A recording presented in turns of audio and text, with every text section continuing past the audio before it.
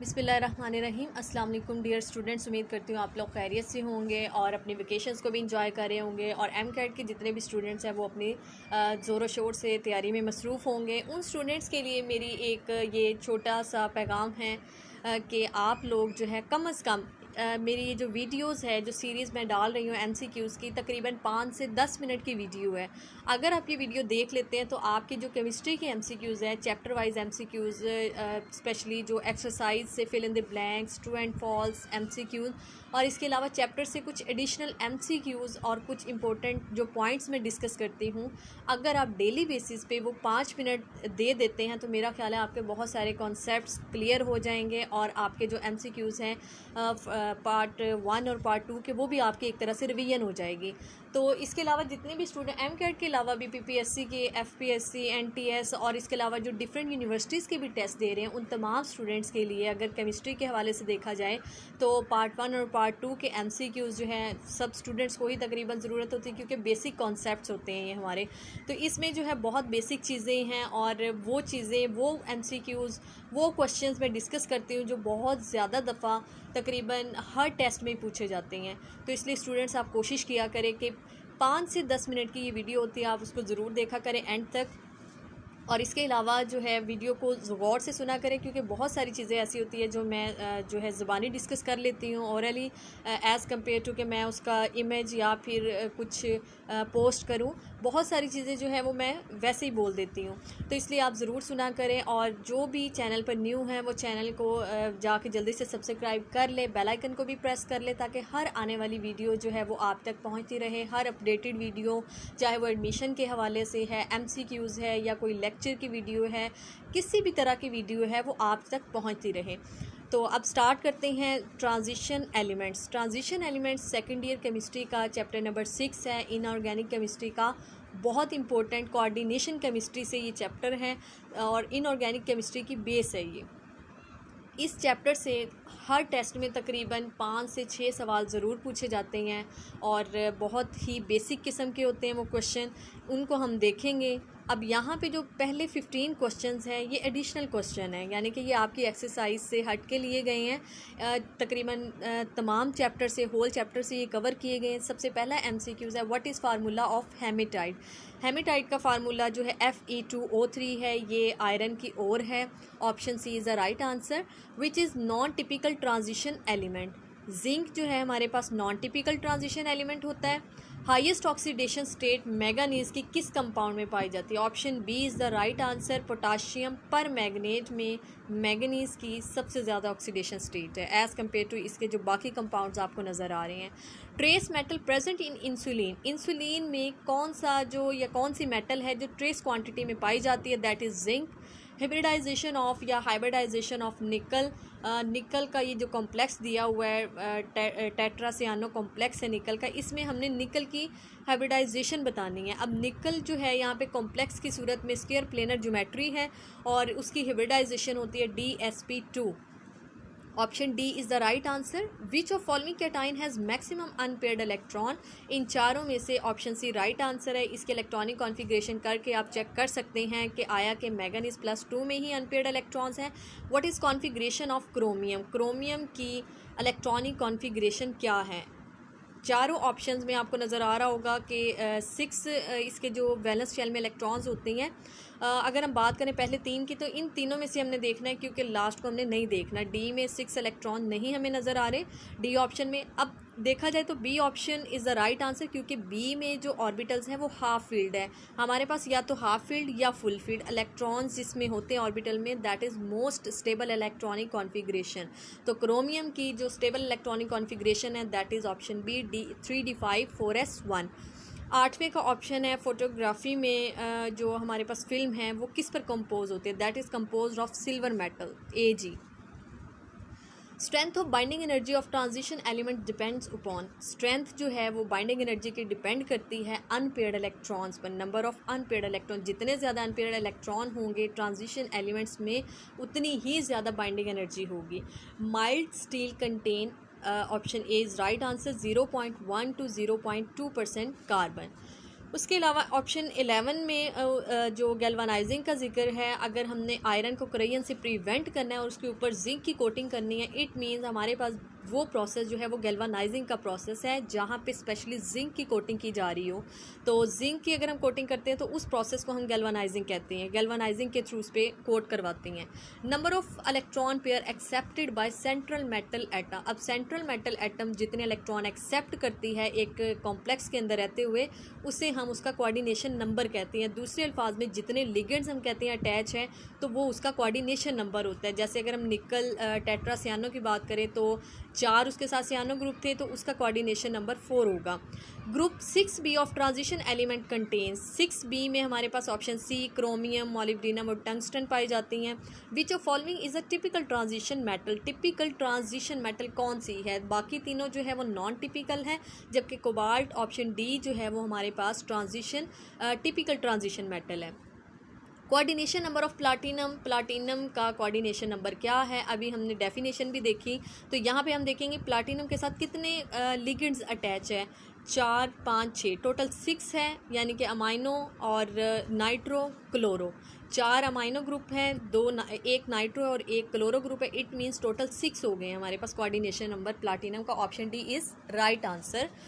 अब उसके बाद ये आपकी जो चैप्टर नंबर 6 की एक्सरसाइज है, और एक्सरसाइज में फिल इन द ब्लैंक्स है। और ये तकरीबन मैं हर वीडियो में ही ये बात कहती हूँ कि सेकंड ईयर का ये जो अब 2023 का पेपर आया था फर्स्ट टाइम का, उसमें जो MCQs थे वो एक्सरसाइज से MCQs नहीं थे।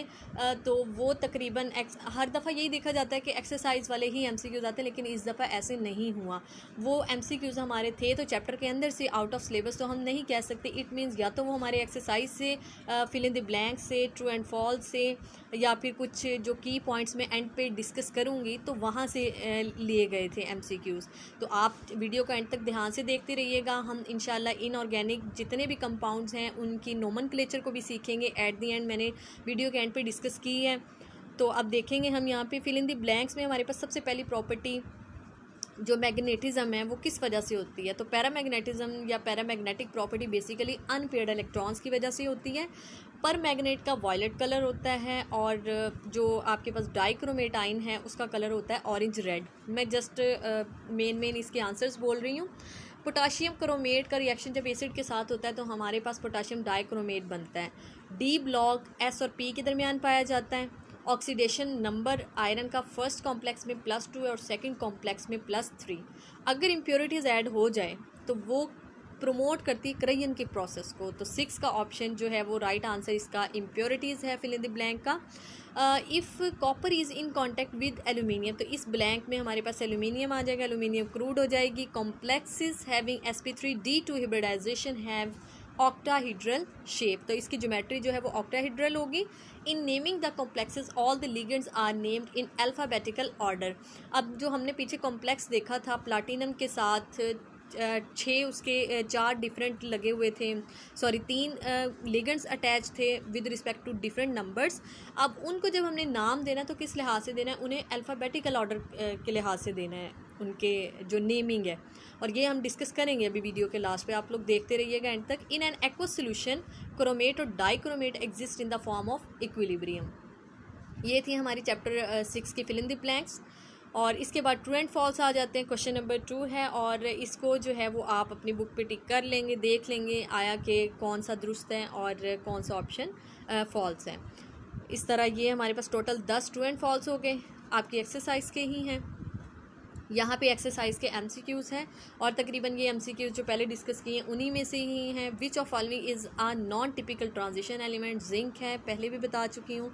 टिपिकल ट्रांजिशन एलिमेंट कोबाल्ट है।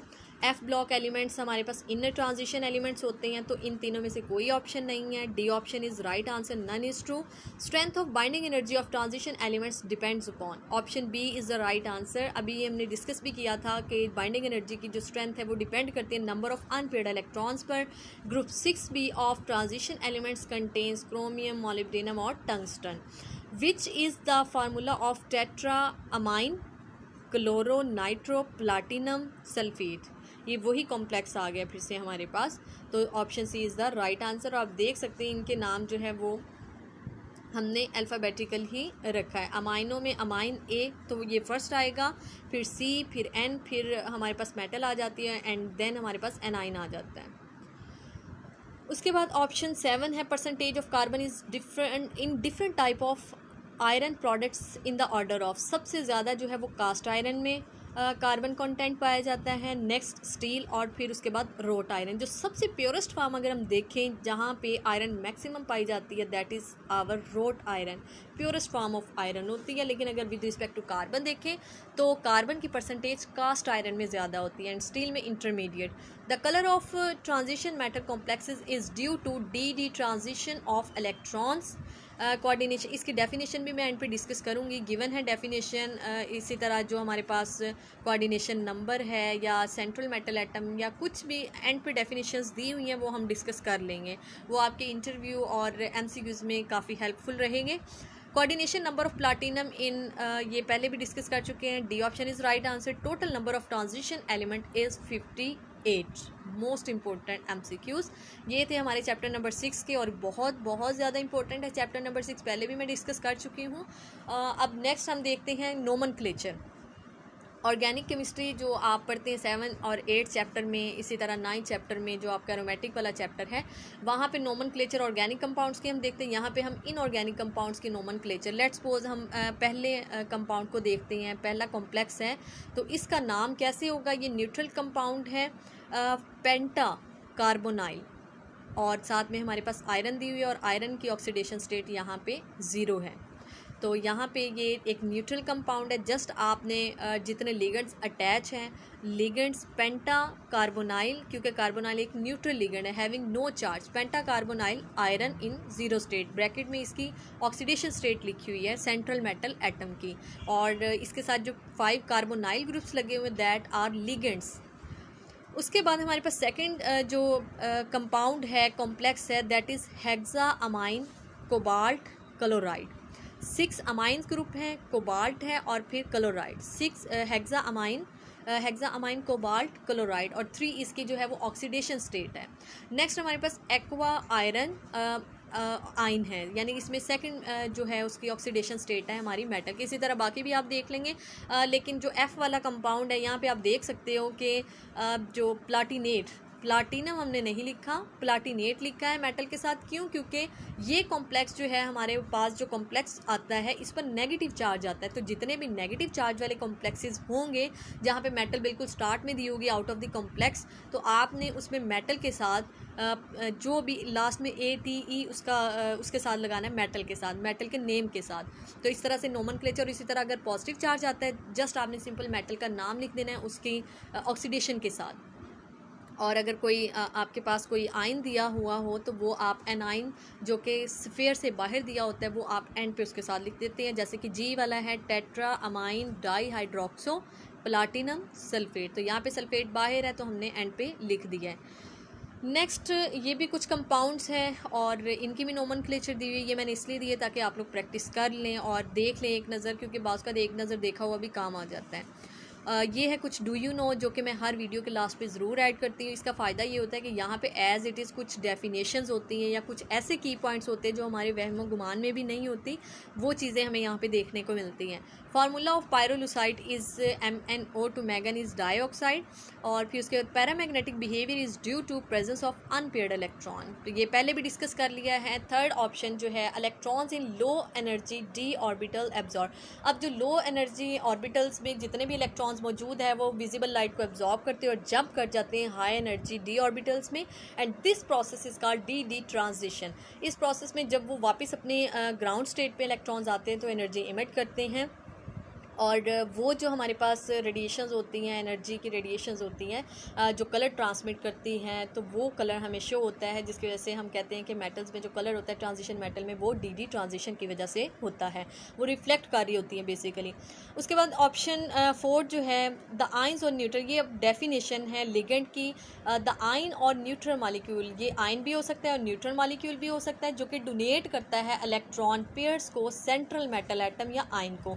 सेंट्रल मेटल एटम को जो इलेक्ट्रॉन, जो मॉलिक्यूल या आयन अपने इलेक्ट्रॉन दे रहे होते हैं इलेक्ट्रॉन पेयर, उन्हें हम लिगेंड कहते हैं। जैसे कि यहाँ पे हमारे पास 6 लिगेंड्स हैं। साइनाइड ग्रुप जो है CN is a ligand. Central metal atom और ion along with ligand is called coordination sphere. अब कोऑर्डिनेशन स्फीयर क्या होता है? कोऑर्डिनेशन स्फीयर हम उस पूरे स्फीयर को कहते हैं जहाँ पे मेटल भी पाई जा रही होती है स्क्वायर ब्रैकेट में, और लिगेंड, तो मेटल और लिगेंड दोनों ही मिलकर कोऑर्डिनेशन स्फीयर बना देते हैं। अगर वीडियो पसंद आई हो तो लाइक ज़रूर करें और शेयर भी करें, और इसके अलावा ज़्यादा से ज़्यादा वीडियो को शेयर भी करें और कमेंट भी ज़रूर करें। The number of electrons pair provided by ligands to central metal atom और ion is called coordination number. अब लिगेंड जो है वो जितने नंबर ऑफ इलेक्ट्रॉन्स प्रोवाइड करता है that is called its coordination number. इन के for FeCN6 coordination number of iron is 6। तो 6 साइनाइड ग्रुप है, सियानो ग्रुप है, जो कि अपने नंबर इलेक्ट्रॉन पेयर को डोनेट करते हैं, तो यहाँ पे कोऑर्डिनेशन नंबर 6 है।